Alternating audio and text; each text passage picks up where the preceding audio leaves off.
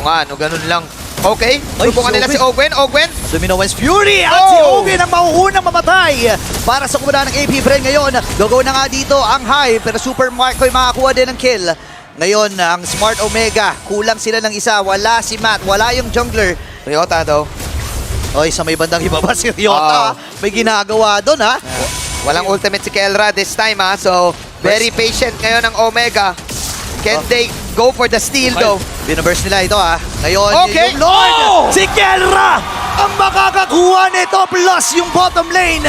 May posibilidad na mabasag ni Ryota pero Flap TZ to the rescue na rin. Kailangan likod gamers. Hindi mo Oh!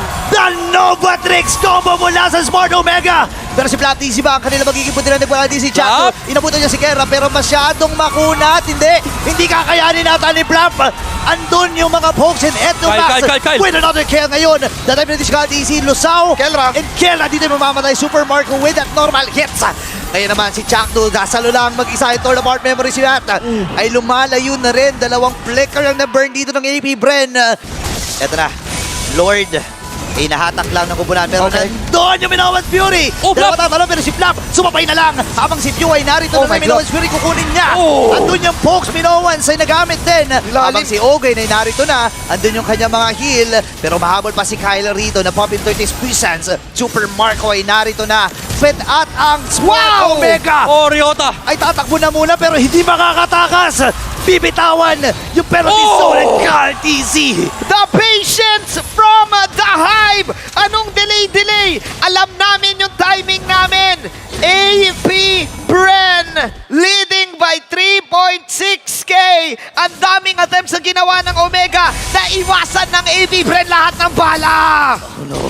Ngayon, ang kupunan ng AP Bren, ready na sila bottom lane. Ang kanila nagiging bundra, hindi lang naka-flow yung top. Pero yung Lord ay nandun. Subok sila do. Okay, ang kanila pupundirahin, pero tumama. Kelra dito yung makakuha ng kill. Habang si Kyle TZ, Flap. Sila talagang sinasalo lang niya lahat ng mga plato. May idea sila kasi nag-clear si Super Marco. Ngayon si Flap TZ nalulusaw. Killing spree na ito si Kelra. Tatalo dito si Chakdu. Habang si Ryota, andun yung kanyang mga knockout strike. Sino nga ba ang maki-KO? Pero nandun yung Winter Truncheon. Eto Max with another kill. Oh my glove, TikTok timers is real! Ay, hindi pwedeng Omega lagi 2-0. Hindi pwede kapag dulo ng laro, kakapit ng tama. Ayan na. Eto Max ay tutumba at pasugod na ang barangay. We have game number 3. Omega proving that they are the one.